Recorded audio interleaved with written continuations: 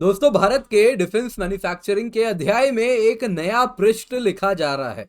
जी हाँ दोस्तों, पहली बार डिफेंस सेक्टर में 100% एफडीआई को अप्रूव किया गया है।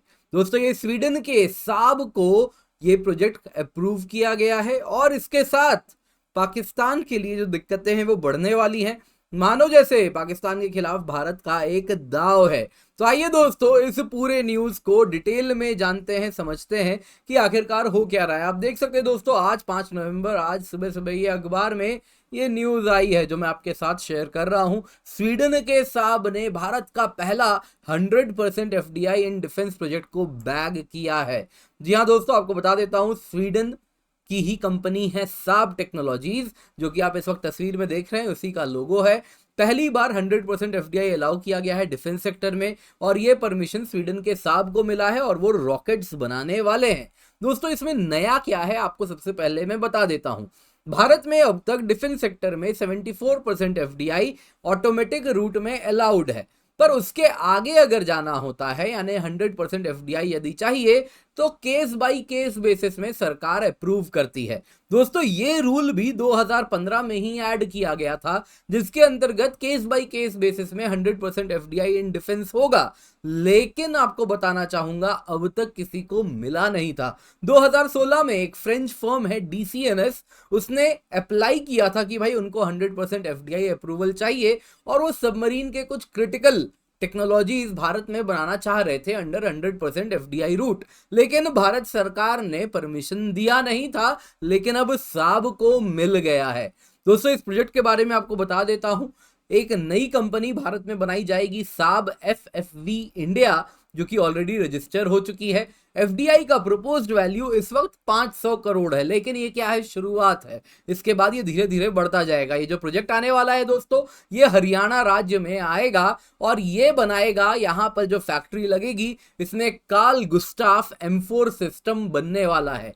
दोस्तों, जो आप ये तस्वीर में देख रहे हैं यही है कार्ल गुस्टाफ M4 सिस्टम। दोस्तों, ये शोल्डर फायर्ड रॉकेट है जो कि US, European, basically NATO forces और इंडियन आर्म्ड फोर्सेस भी जोर शोर से इसका इस्तेमाल करती है। दोस्तों, ये इसमें अलग अलग प्रकार के राउंड्स डाले जाए जा सकते हैं, जिसके द्वारा अगर आप देखें तो टैंक्स को भी उड़ाया जाया जा सकता है। आर्मर्ड व्हीकल हो गए, वैसे ही एनिमी पोजीशन कोई फोर्टिफाइड है, बंकर वगैरह है तो उसको भी उड़ा सकते हैं। वैसे ही इन्फेंट्री ट्रूप्स के साथ ये बड़ा इंपॉर्टेंट रोल प्ले करते हैं कोई भी फोर्टिफाइड पोजीशन वगैरह को उड़ाने के लिए। तो ये बड़ा क्रिटिकल आप देखें तो एक प्रकार का शोल्डर फायर्ड रॉकेट है।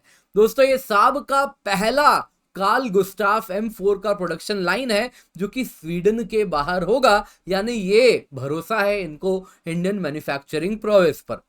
ये प्रोडक्शन सेंटर अगर आप देखें तो इसमें जो कार्ल गुस्टाफ M4 बनेगा, ये भारतीय सेना तो इस्तेमाल करेगी ही करेगी, साथ साथ इसको एक्सपोर्ट भी किया जाएगा, यानी क्वालिटी स्टैंडर्ड सेम रखे जाएंगे। इसके सिवा इस फैसिलिटी में ऐसा नहीं कि एडवांस टेक्नोलॉजीज को छुपाया जा रहा है, बिल्कुल नहीं। इसमें जो साइटिंग टेक्नोलॉजी विजन के लिए जो इस्तेमाल की जा रही है वो टेक्नोलॉजी हो गई कार्बन फाइबर वाइंडिंग, क्योंकि दोस्तों स्टील से करीबन 5 गुना ज्यादा मजबूत होता है कार्बन फाइबर। तो वो जो कॉम्पोजिट मटेरियल्स हैं उनको कैसे वाइंड किया जा रहा है सो दैट इस प्रकार के कॉम्पोजिट से बने हुए हल्के वजन और मजबूत जो ये शोल्डर फायर्ड रॉकेट्स बन रहे हैं, उसको कार्बन फाइबर वाइंडिंग टेक्नोलॉजी की जो इस्तेमाल हो रही है वो भी भारत में ही होगी। साइटिंग टेक्नोलॉजी भी भारत में ही, वो फैक्ट्री में ही होने वाली है। तो पूर्ण रूप से ये भारत में बनेगा। दोस्तों, अब यहां पर सवाल उठता है, ये Pakistan angle, time and again मैं कह रहा हूं, पाकिस्तान के लिए भारत ने यहां पे एक प्रकार का आप देखें तो पासे बिछाने शुरू कर दिए हैं। क्या हो रहा है आपको बताता हूं। दोस्तों, अगर आप स्वीडन के साब की बात करें तो वो पाकिस्तान का वेस्टर्न वेपन्स पार्टनर है। एक टाइम में फ्रांस भी हुआ करता था, लेकिन जिस प्रकार से भारत ने फ्रांस से डिफेंस का जो सामान है खरीदना स्टार्ट किया, कहीं ना कहीं फ्रांस बन चुका है, अब वो पाकिस्तान को सामान नहीं बेचता।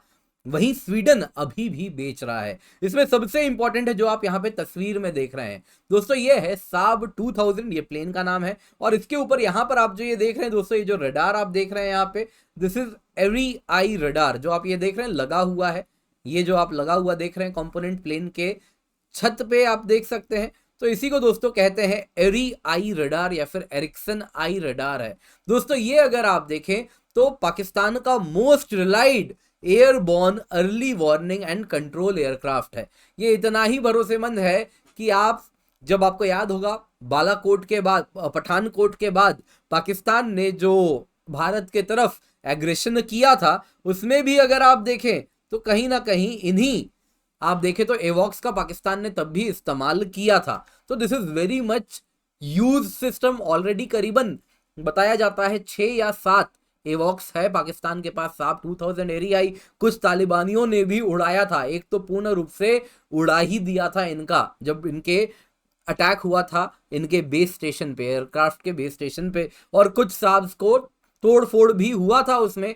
हालांकि कहा जा रहा है वो रिपेयर हो गया है और इसने फिर पाकिस्तान ने वापस भी खरीदे हैं। और दोस्तों, इस प्रकार के डिफेंस कॉन्ट्रैक्ट्स जो पाकिस्तान आप देखें तो स्वीडन को देता है, और उस वजह से कहीं ना कहीं स्वीडन को पाकिस्तान का राग भी गाना पड़ता है। आप देख सकते हैं यहाँ पे आर्टिकल 370 वाले वक्त की बात है, जब स्वीडन कह रहा था रेस्ट्रिक्शंस हटाएं कश्मीर में, कश्मीर में जो लॉकडाउन हो गया है उसके लिए स्वीडन कंसर्न एक्सप्रेस कर रहा था। तो उसके पीछे यही कारण है, ये जो चारा पाकिस्तान फेंकता है उस वजह से स्वीडन को पाकिस्तान का राग गाना पड़ता है। लेकिन अब वो सारा चारा इसी साब के द्वारा फेंका जा रहा है। अब वो साब जब इंडिया में इस प्रकार से इन्वॉल्व हो जाएगा कि इंडिया में ही उसकी फैक्ट्री होगी जो दुनिया भर में एक्सपोर्ट करेगी, आप समझ सकते हैं आने वाले दिनों में वो फैक्ट्री, क्योंकि स्वीडन से बहुत सस्ते में भारत में वो चीजें बनेंगी, और जाहिर सी बात है अगर सस्ता होगा, क्वालिटी सेम होगा, तो दुनिया भर में धीरे धीरे इंडिया के ही प्रोडक्शन लाइन से एक्सपोर्ट होना स्टार्ट होगा।